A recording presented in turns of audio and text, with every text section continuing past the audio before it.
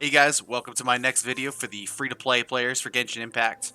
So today I'm going to be going over some tips, but mostly just some really advice that I think everyone should really think about when they're doing their free-to-play account. I'm going to be showcasing it on my secondary free-to-play account, more or less because I haven't spent even a dime on this. The other one I did buy, like the $10 version of the Battle Pass. And the Welcome Moon for $5 Fate because I is don't told as consider that such, to for be it like cannot be anything still but changed, free to play for the nor most can part. it be reversed. Um, It can so only but be accepted. what I want to go over today is when you get into the higher AR levels, there are certain things you're going to need a metric shit ton of to really be prepared for leveling your character's talents once you hit level 40 plus. Leveling up their abilities based off of whether or not they're your main DPS or they're just support DPSs using just abilities. Leveling up artifacts and weapons. There are two things you're going to need a lot of. You're going to need a lot of Mora, and you're going to need a lot of character XP cards. Um, so what you should be doing in the early levels. So like for this account, I think this account is AR 15, 14. Okay, 14, almost 15. I haven't done almost any of the quests. So the only quest that I did do was to unlock Lisa, and then I'm probably still gonna do the one that unlocks Kaya. Or I did the one that unlocked Kaya and Lisa, but I didn't do his like secondary story quest. I'm not gonna touch any of the quests. I'm still even on this part where I need to go steal the Holy Lyre with Venti. And the Fate is reason why told I'm as waiting on such, all for of it this cannot is be because I want to changed, give nor can it be my reversed. character lots of It can only content to but be do accepted. later on when it starts to get not grindy but harder to find things to do. And I'm also just saving up my Primogems. So like my main account, I barely have any Primogems. This one, I've got just over 3,000. I didn't spend any on um, converting it over to Fates yet. One thing to keep in mind is don't use your XP cards to level your character up to the max level, right? Maybe you do it for your main DPS just to have them ready to go, and you're giving them all of your artifacts. But I'm smashing through the content still, and I haven't done literally anything with artifacts, right? I'm just giving them whatever I can find that is good for the time. But the only thing I leveled was this Bloodstained Chevalier's Goblet that you get for free from the nurse, from the nun inside the church. And that's only because it got a hydro damage bonus with an attack with double attack procs and energy recharge. So I gave that to Mona, and I leveled her up to 20. What you want to always do is you want to always have a character in your party that is not leveled up. And the reason why is you want to be saving those XP cards for later on, and you're going to be getting character XP from everything you do. So you want to have a character in your party, even if it's just say your main protagonist or your secondary DPS. Have them not max level, so that way they're gaining character XP and it's not just going to waste, because it's just going to sit there, and you could be putting XP on a character for free. So remember that. Just because you have the XP cards doesn't mean you should be using them. And when you do level them up, let's go to Xiangling here. If I want to level her up, right? See how this is overcapping this XP, right?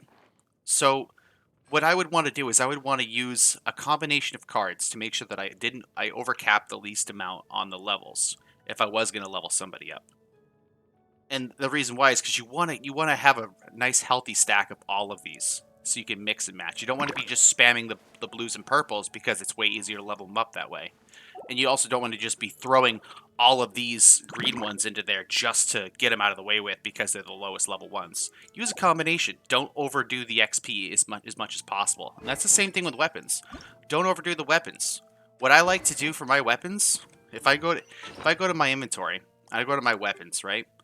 What I like to do is I like to have one weapon of every one weapon kind that is refined rank 5, especially for the blues because you gather so much of them. So what I do is I grab one debate club and I refine it with all the extra debate clubs until it's level refined rank 5. I don't even level the weapon, right? But I keep one iteration of that weapon to refine rank 5, and then I know any other extras I get from there on out, I can dump into a weapon to level it up. And I have these refined rank 5s, so that way, if for whatever reason I get a Claymore user, if I get Razor early on, I know that this debate club at refined rank 5 is going to smash. and I have a weapon already ready to go for that character. Another thing to think about, obviously, is saving your Primogems.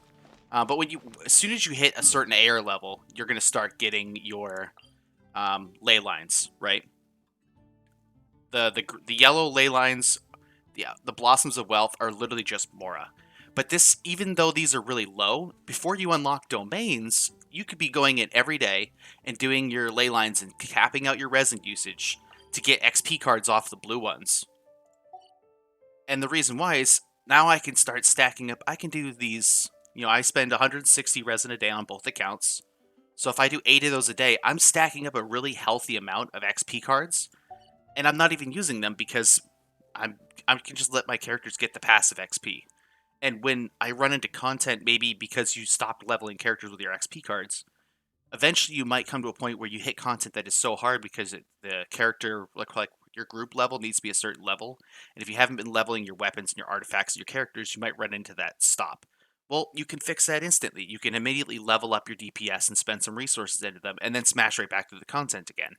And then when you hit that next level where your character's good for a while, just let them all gain XP passively. Don't waste it. Save it till later because you're going to be blowing hundreds of thousands of Mora a day as a free to play into your weapons, your characters, your talents, all of this you need. And that goes with domains. The moment you start unlocking domains, start slamming them out. Get weapon and character ascension materials early on because you're going to get the most bang for your buck.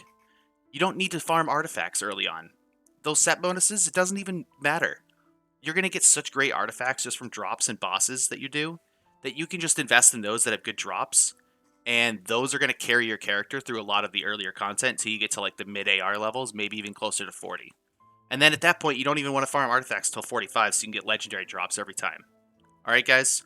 So that's it for this video. I hope it helps, just helping you. And the last thing I will say is go adventure. The reason why I'm not doing those quests, I'm doing my dailies, my daily commissions, I'm doing my resin drops, and just go out and explore. Explore everything. Stuff is going to respawn. Put it on a timer. Start marking where to farm, where to do your mining. Get all of this done now so that you can get a bunch of rewards, a bunch of AR levels, and get everything start to respawning so that when you do hit that stoppage point, you're like, okay, I want to go questing now.